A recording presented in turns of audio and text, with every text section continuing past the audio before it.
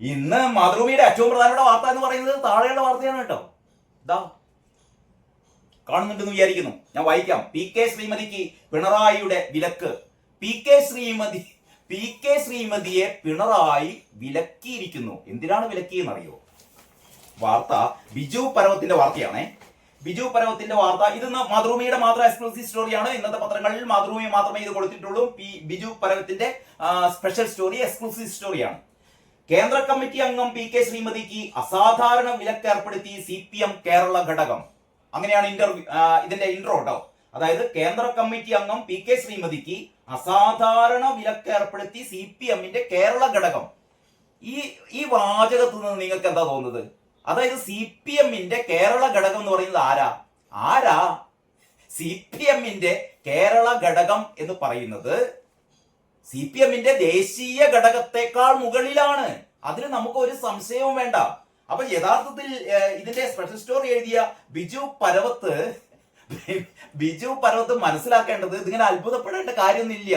യഥാർത്ഥത്തിൽ CPM എന്ന് പറഞ്ഞാൽ അത് കേരള പാർട്ടിയാണ്. ഒരു കേരളത്തിലെ ഒരു പ്രാദേശിക പാർട്ടി. നിങ്ങൾക്കറിയോ, ഈ ഇന്ത്യയിൽ കഴിഞ്ഞ ലോക്സഭാ തെരഞ്ഞെടുപ്പിൽ CPMന് കിട്ടിയ വോട്ട് എന്ന് പറയുന്നത് നോട്ടയുടെ തൊട്ടടുത്താണ് കേട്ടോ. പക്ഷെ നോട്ടയുടെക്കാൾ കൂടിയിട്ടുണ്ട്. അതാണ് CPMന്റെ നമ്മുടെ സഖാക്കളുടെ ഒക്കെ ഒരു അഭിമാന പ്രശ്നം. എന്താ അറിയോ? ഇന്ത്യയിൽ നോട്ടയേക്കാൾ മുന്നിലാണ് ഞങ്ങൾ. ഇന്ത്യയിൽ നോട്ടക്ക് ഏതാണ്ട് ഒരു എനിക്ക് തോന്നുന്നു 0.75% വോട്ടാണ് കിട്ടിയത്. ഏതാണ്ട് അതിന്റെ തൊട്ടു മേലെ ഏതാണ്ട് 1% വോട്ടാണ് നമ്മുടെ പ്രിയപ്പെട്ട സഖാക്കന്മാർക്ക് കിട്ടിയത്. ഇത്രയും കാലം നാടാകെ കുട്ടിച്ചോറാക്കി. ബംഗാളിൽ 34 വർഷം, ത്രിപുരയിൽ 25 വർഷം, കേരളത്തില് മലമറിച്ചു നവോത്ഥാന കേരളം. ഇന്ത്യയിലാകെ നിറഞ്ഞു നിന്ന പണ്ട് 44 MP-മാരുണ്ടായിരുന്നു കേട്ടോ. ഒരു കാലത്ത് 44 MP-മാരൊക്കെ ഉണ്ടായിരുന്ന ആ CPMന് ഇന്ന് ആകെ 543 അംഗങ്ങളുള്ള പാർലമെന്റിൽ ഒരംഗം. 4 അംഗങ്ങളുണ്ട്. 4 അംഗങ്ങൾ എന്ന് പറഞ്ഞാൽ കോൺഗ്രസിന്റെ സഹായത്താൽ, ഇവിടുത്തെ ഭീകരവാദി സംഘടനകളുടെ സഹായത്താൽ, സ്റ്റാലിന്റെ സഹായത്താൽ ഒക്കെ അത്യാവശ്യം അഡ്ജസ്റ്റ്മെന്റിന്റെ സഹായത്തായിട്ടായി കടന്നുകൂടിയ 3 ആൾക്കാരാണ്.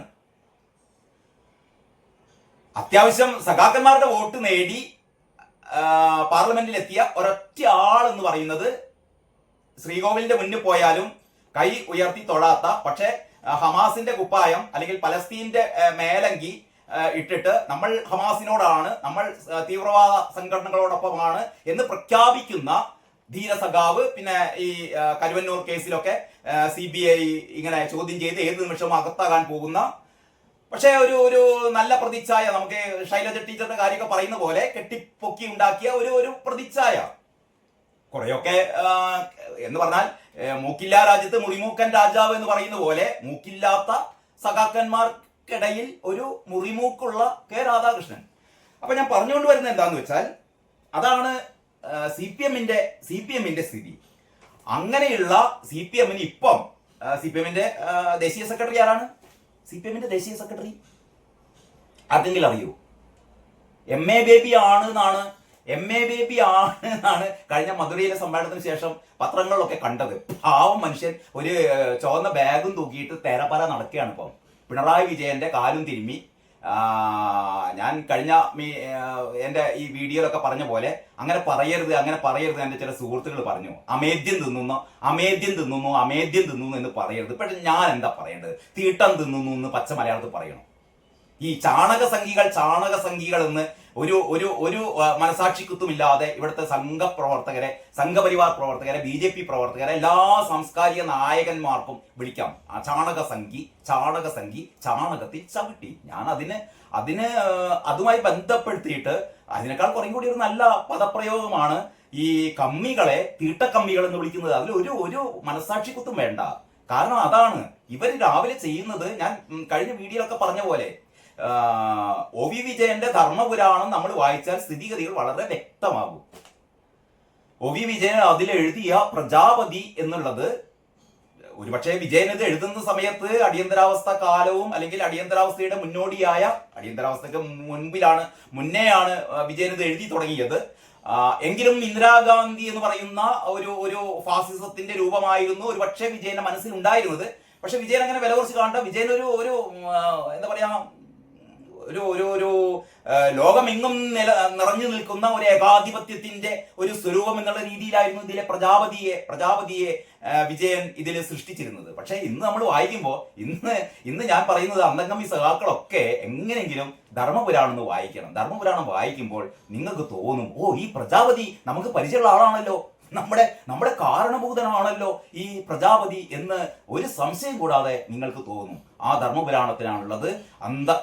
ഈ പ്രജാപതിയുടെ നാട്ടിലെ പ്രജാപതിയുടെ ദാസന്മാർ മുഴുവനും കാത്തു നിൽക്കുന്നു പ്രജാപതിയുടെ വിസർജനത്തിന് വേണ്ടിയിട്ട്. പ്രജാപതി എപ്പോഴാണോ വിസർജനം നടത്താൻ പോകുന്നത്, സൈറൻ മുഴങ്ങുന്നതും കേട്ട് ആ നാട്ടിലെ അടിമകൾ മുഴുവൻ കാത്തു നിൽക്കുന്ന പോലെ അടിമ കമ്മികളും കാത്തു നിൽക്കുകയാണ് വിജയന്റെ അമേധ്യത്തിനായി. അപ്പം വിജയന്റെ മാത്രമല്ല, വിജയന്റെ കൂടാതെ വീണയുടേതും ഉണ്ട്, മരുമോന്റേതും ഉണ്ട്. അത് ഞാൻ ഇതിലേക്ക് വരുന്നു. ഏറ്റവും പ്രധാനപ്പെട്ട ഒരു വാർത്തയുണ്ട്. ഏതായാലും ബിജുവിന്റെ വാർത്തയിലേക്ക്. ബിജു പരമത്തിന്റെ വാർത്ത ഇങ്ങനെയാണ്: കേന്ദ്ര കമ്മിറ്റി അംഗം പി കെ ശ്രീമതിക്ക് അസാധാരണ വിലക്ക് ഏർപ്പെടുത്തി CPM കേരള ഘടകം. അപ്പൊ CPM കേരള ഘടകം അസാധാരണ വിലക്കല്ല ഏർപ്പെടുത്തിയത്. ബിജു പരമത്ത് മനസ്സിലാക്കണം, CPM സംബന്ധിച്ചിടത്തോളം കേരള ഘടകമാണ് ഏറ്റവും വലിയ ഘടകം. ദേശീയ സെക്രട്ടറി നമ്മുടെ MA ബേബിയേക്കാൾ അറിയാലോ നമുക്ക്. AKG സെന്റർ ഉദ്ഘാടനത്തിന്റെ സമയത്ത് പിണറായി വിജയൻ നാട് മുറിക്കുന്ന സമയത്ത് പിണറായി വിജയന്റെ വലതുഭാഗത്തും ഇടതുഭാഗത്തൊക്കെ കുറെ ആൾക്കാർക്ക് നിൽക്കുന്നുണ്ട്. അതിലൊന്നും ഒന്ന് പാർട്ടി ദേശീയ സെക്രട്ടറി അല്ലേ, മോനെ വാ ബേബി എന്റെ അടുത്ത് നിൽക്കടാ, ഞാൻ തന്നെയാണ് നാട് മുറിക്കുന്നത്, പക്ഷെ എന്നോടൊന്ന് ചേർന്ന് നിൽക്കുമോ എന്ന് പറയാനുള്ള ദയാവായ്പ് കാരണബോധനുണ്ടായില്ല. പാവം ബേബി എവിടെയോ ഈ ആൾക്കൂട്ടത്തിന്റെ ഇടയിൽ തലയും പൊന്തിച്ച് ഒട്ടകപക്ഷിയെ പോലെ തലയും പൊന്തിച്ച് നിൽക്കുന്ന ഫോട്ടോ ദേശാഭിമാനി പോലും അടിച്ചിരുന്നു. അപ്പം ഇത്രയേ ഉള്ളൂ ബേബിയുടെ സ്ഥിതി. അപ്പൊ ഇതില് പ്രത്യേകിച്ച് നമ്മൾ അത്ഭുതപ്പെടേണ്ടതൊന്നുമില്ല. അപ്പം കാരണഭൂതൻ എന്താ ചെയ്തതെന്ന് വെച്ചാൽ, കേന്ദ്ര കമ്മിറ്റി അംഗം എന്ന നിലയിൽ കേരളത്തിലെ നേതൃയോഗങ്ങളിൽ പങ്കെടുക്കാൻ കഴിയില്ലെന്ന് സംസ്ഥാന സെക്രട്ടേറിയറ്റ് യോഗത്തിൽ മുഖ്യമന്ത്രി പിണറായി വിജയനാണ് വ്യക്തമാക്കിയത്. സംസ്ഥാന സെക്രട്ടേറിയറ്റ് യോഗത്തിൽ മുഖ്യമന്ത്രി പിണറായി വിജയൻ പറഞ്ഞത്രേ, ശ്രീമതിയെ കാര്യമൊക്കെ ശരി തന്നെ, നിങ്ങളെ കേന്ദ്ര കമ്മിറ്റിയിലേക്കൊക്കെ എടുത്തുക്കുന്നു, പക്ഷേ നിങ്ങൾ വന്നിട്ട് അത് വിചാരിച്ചിട്ട് കേന്ദ്ര കമ്മിറ്റിയിൽ ഉണ്ട് എന്ന് വിചാരിച്ചിട്ട് നമ്മുടെ സംസ്ഥാന സെക്രട്ടേറിയറ്റിലൊന്നും ഇരിക്കണ്ട കേട്ടോ. അത് നിങ്ങൾ കേന്ദ്ര കമ്മിറ്റി ഒരു വിലയും നിലയും ഇല്ലാത്ത നമ്മുടെ ബേബിന്റെ ഒരു സംഘടന, അല്ലെങ്കിൽ ബേബിന്റെ കുറച്ച് ഫാൻസുകാരും അവിടെ നിങ്ങൾ എന്താ ചെയ്തോ അതൊന്നും ആരും അറിയില്ലല്ലോ. നിങ്ങൾ അവിടെ മീറ്റിംഗ് കൂടിയില്ലല്ലോ നമ്മക്കെന്ത്. പക്ഷെ കേരളത്തില് നമ്മുടെ സംസ്ഥാന സെക്രട്ടേറിയറ്റ് കൂടുമ്പോൾ നിങ്ങൾ കേന്ദ്ര കമ്മിറ്റി അംഗമാണെന്ന് പറഞ്ഞാൽ ഇവിടെ വരണ്ട, അമ്മാരി പരിപാടിയൊന്നും വേണ്ട എന്ന് പിണറായി പറയുന്നു. ശ്രീമതി ടീച്ചർ പാവം ഗോവിന്ദൻ മാഷോടും ഈ ഗോവിന്ദൻ മാഷിന്റെയും മേലുള്ള ബേബി സഖാവിനോടൊക്കെ പറഞ്ഞു, ഇങ്ങനെയാണ് കേട്ടോ കാരണഭൂതം പറയുന്നത്, എന്താ ഇപ്പൊ ചെയ്യാ എന്ന് ചോദിച്ചപ്പോ ഒരു പറഞ്ഞു, അങ്ങനെ ഇപ്പൊ ഞങ്ങളിപ്പോ എന്താ ചെയ്യാ, കാരണം ഇവർക്കെല്ലാവർക്കും പേടിയാണല്ലോ. ഈ സംസ്ഥാനത്ത് തലയില് കളിമണ്ണ് മാത്രമുള്ള അന്തംഗമ്മികൾക്ക് മുഴുവൻ പിണറായി വിജയനെ പേടിയാണ്. പിണറായി വിജയന്റെ മോളെയും പേരക്കുട്ടിയെയും വരെ പേടിയാണ്. മരുമോനെ പിന്നെ പറയാനില്ല, മരുമോനെ പേടിയാണ്. അപ്പോൾ ഏതായാലും ഈ ശ്രീമതി ടീച്ചറോട് പറഞ്ഞു, സംസ്ഥാന സെക്രട്ടേറിയറ്റില് തല കണ്ടുപോകരുത്, ഓടിക്കോ എന്ന് പറഞ്ഞു ഓടിപ്പിച്ചിട്ടുണ്ട്. ഇത് എന്താണ് ഇപ്പൊ അതിന് കാരണം പിണറായി വിജയൻ 3ാം തവണയും കേരളത്തിൽ അധികാരത്തിൽ വരാൻ പോവുകയാണ്. എന്തേ നിങ്ങൾക്ക് ഒരു വല്ലായ്മ? പിണറായി വിജയൻ കേരളത്തിൽ 3ാമതും അധികാരത്തിൽ വരാൻ പോവുകയാണ്.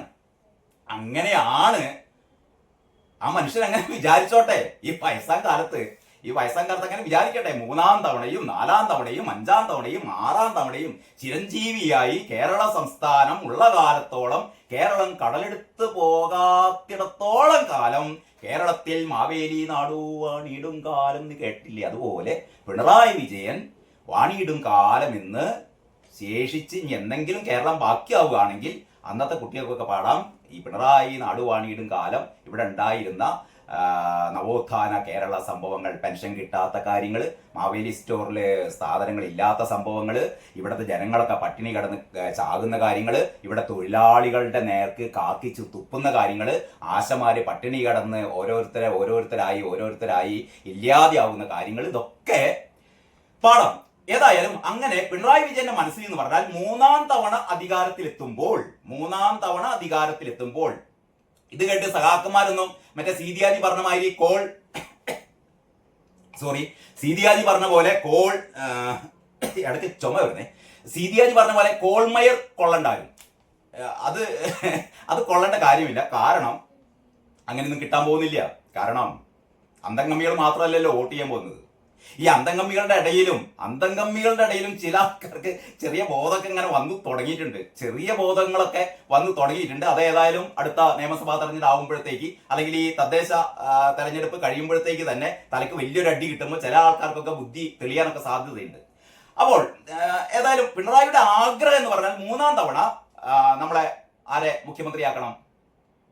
എം എ ബേബി പറഞ്ഞത് നയിക്കും, കാരണഭൂതം തന്നെ നയിക്കുമെന്നാണ് എം എ ബേബി പറഞ്ഞത്. കാരണം എം എ ബേബിക്ക് അങ്ങനെ പറയാൻ പറ്റുള്ളൂ.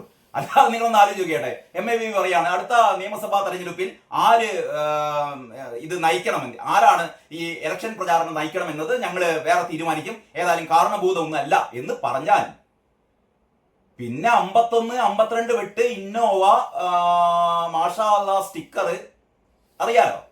അപ്പം ബേബി സഖാവായാലും നിൽക്കില്ല. ബേബി സഖാവ് ഏതാ ബിരുദൻ അറിയാലോ. പണ്ട് നമ്മുടെ ജോസഫ് മാഷിന്റെ കൈ വെട്ടിയപ്പം, ജോസഫ് മാഷിന്റെ കൈ ഇപ്പോഴത്തെ PFIക്കാർ വെട്ടിയപ്പോ ബേബി സഖാവ് പറഞ്ഞൊരു കാര്യമുണ്ട്, അയാളൊരു മണ്ടനാണെന്ന്. ആര്? ജോസഫ് മാഷ്. മുസ്ലിങ്ങളെ കുറിച്ച് ഇങ്ങനെയൊക്കെ എഴുതി, മുസ്ലിങ്ങളെ കുറിച്ച് അള്ളാഹുവിനെ കുറിച്ച് ഇങ്ങനെയൊക്കെ എഴുതാൻ പറ്റൂ? അയാൾ മണ്ടൻ.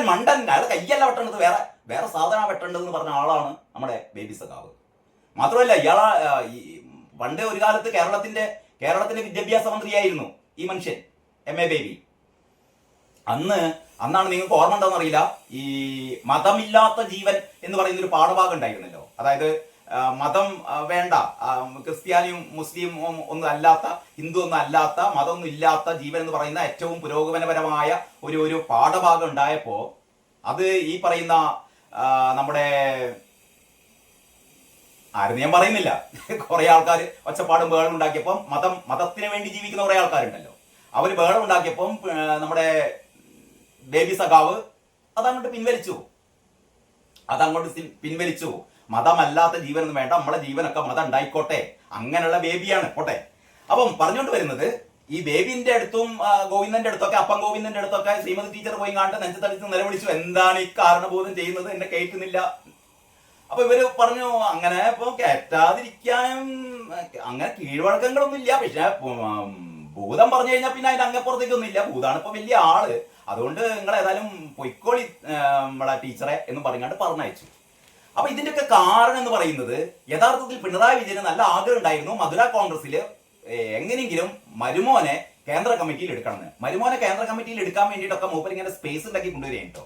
കാരണം നമുക്ക് 75 വയസ്സ് കഴിഞ്ഞല്ലോ, അത് ശ്രീമതി ടീച്ചർക്ക്. അപ്പൊ ശ്രീമതി ടീച്ചർക്ക് എന്തായാലും അവിടുന്ന് കേന്ദ്ര കമ്മിറ്റിയിൽ ഉണ്ടാവില്ല. അപ്പൊ കേന്ദ്ര കമ്മിറ്റിയിൽ മരുമോനെ തള്ളിവിടാം. കാരണം അങ്ങനെയാണെങ്കിൽ അടുത്ത നിയമസഭാ തെരഞ്ഞെടുപ്പിൽ മുഖ്യമന്ത്രി ആകുമ്പോൾ ഒരു വെയിറ്റേജ് കിട്ടുമല്ലോ. കാരണം കേന്ദ്ര കമ്മിറ്റി അംഗമാണ് എന്നുള്ളൊരു വെയിറ്റേജ് കൂടി മരുമോന് കിട്ടും. അങ്ങനെ മരുമോനെ ഈസി ആയിട്ട് എന്ത് ചെയ്യാം, മരുമോനെ ഈസി ആയിട്ട് മുഖ്യമന്ത്രി ആവാം. പിന്നെ വീണമോളുടെ മോനൊക്കെ ഈ ഇഷ്ടം പോലെ അക്കൗണ്ടുകൾ തുടങ്ങാം, ഇങ്ങനെ മാസപ്പടി ആയിട്ട് ഇങ്ങനെ വരാം. GST അടച്ചാൽ മതി. GST അടച്ചു കഴിഞ്ഞാൽ പിന്നെ പ്രശ്നമൊന്നുമില്ല. അതായത് കൈക്കൂലി കള്ളപ്പണായിട്ട് തന്നെ കൈക്കൂലി വേണമല്ലോ, കൈക്കൂലി വെള്ളപ്പണായിട്ട് തന്നെ വരട്ടെ, എന്നാ പിന്നെ വലിയ ബുദ്ധിമുട്ടൊന്നും ഉണ്ടാവില്ലല്ലോ. ഇതൊക്കെയായിരുന്നു നമ്മുടെ പാവം കാരണഭൂതത്തിന്റെ മനസ്സിൽ. പക്ഷെ എന്ത് ചെയ്യാനാണ്, മധുര കോൺഗ്രസിൽ പണി പാളി. കാരണഭൂതന് പ്രായ പരിധിയിൽ ഇളവ് കൊടുത്ത പോലെ, പിന്നെ മറ്റേ തരികാമിക്ക് ഇളവ് കൊടുത്ത പോലെ ഈ പറയുന്ന ടീച്ചർക്കും ഇളവ് കൊടുത്തു. ആരും കാരണഭൂതം വിചാരിച്ചില്ല ഈ നമുക്ക് ഇളവ് കിട്ടുന്നു, ആണെങ്കിൽ കേന്ദ്ര കമ്മിറ്റി തന്നെ തുടരും ചെയ്യും. ഈ ചതി പിണറായി സഹിക്കോ ഒന്ന് ആലോചിച്ച് നോക്കിയാട്ടെ. 51 വെട്ട് വെട്ടിയിട്ട് നമ്മുടെ ധീര സഖാവ് TP ചന്ദ്രശേഖരനെ കൊലപ്പെടുത്തിയത് എന്തിനായിരുന്നു?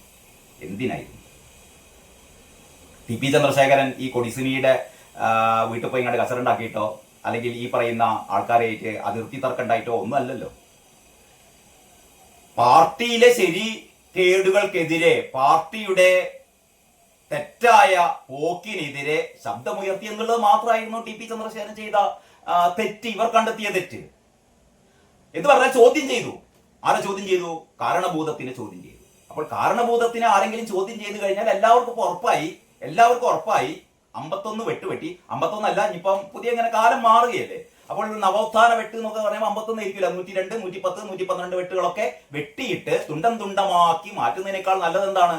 നല്ലത് ഞാൻ നേരത്തെ പറഞ്ഞ പോലെ രാവിലെ എഴുന്നേറ്റ് കാരണഭൂതം വിസർജിക്കാൻ വേണ്ടി ഇരിക്കുന്ന നമ്മുടെ ഒ.വി. വിജയൻ എഴുതിയ പോലെ സ്വർണ്ണപാത്രത്തിന്റെ ചുറ്റും ഇങ്ങനെ ആർത്തിയോടെ ഇരിക്കുക, വീഴുന്ന ഓരോരോ കണ്ടികളായി എടുത്ത് ഉരുട്ടി ഉരുട്ടി തിന്നുക. അപ്പോ പി കെ ശ്രീമതിക്ക് പിണറായിയുടെ വിലക്ക് എന്ന് പറയുന്ന സ്റ്റോറി അങ്ങനെയുണ്ട്. ഏതായാലും പിണറായിയോട് ശ്രീമതി ടീച്ചറോട് ആ പരിസരത്തൊന്നും വരരുത് എന്ന് പറഞ്ഞിട്ടുണ്ട്. ശ്രീമതി ടീച്ചർ ഈ മറ്റേ മാനസമൈനെന്ന് പാട്ടും പാടിയിട്ട് പണ്ട് പരീക്കുട്ടി കടപ്പുറത്തോട് നടന്ന പോലെ കണ്ണൂരില് പയ്യാമ്പലം കടപ്പുറത്തുകൂടെ ശ്രീമതി ടീച്ചർ ഇങ്ങനെ പാടി നടക്കുന്നുണ്ട് എന്നാണ് നമ്മുടെ പാണന്മാർ പറയുന്നത് കേട്ടോ. പാണന്മാരാണല്ലോ പണ്ട് ഇങ്ങനെ പാട്ട് പാടി നടക്കുക. അപ്പൊ ഇങ്ങനെയൊക്കെയാണ് കൂട്ടരെ മാതൃഭൂമിയുടെ 1-ാം പേജ് എന്ന് പറയുന്നത്. അതിന്റെ കാകദൃഷ്ടിയുണ്ട്. ഗോപികൃഷ്ണന്റെ വീട്ടിലെ പ്രശ്നങ്ങൾ ഓഫീസിൽ വന്ന് തീർക്കരുത്, ഉദ്യോഗസ്ഥർക്ക് ഉപദേശവുമായി മുഖ്യമന്ത്രി. ഉദ്യോഗസ്ഥന്മാർക്ക് മൂപ്പര് ഉപദേശിയാണല്ലോ. കാരണഭൂതം പറയുന്നത് എന്താണ്? വീട്ടിലെ പ്രശ്നങ്ങൾ ഓഫീസിൽ വന്ന് തീർക്കരുത്. അതിന്റെ അടിയില് അതിന്റെ പ്രതികരണം എന്നുള്ള രീതിയിൽ ഇട്ടതാണ്. സീരിയസ് ഫ്രോഡ് ഇൻവെസ്റ്റിഗേഷൻ ഓഫീസിന് എന്താ ഈ വീട്ടിൽ കാര്യം? പിണറായിന്റെ വീട്ടിൽ ഇപ്പൊ എന്താ SFIOക്ക് കാര്യം? മോള് ഇത് വാങ്ങും. ഏത് വാങ്ങും? മാസപ്പടി വാങ്ങും. അതിലിപ്പോ എന്താണ് തെറ്റ്? GST കൊടുക്കുന്നില്ലേ? ഇതാണല്ലോ കാരണഭൂതം പറയുന്നത്.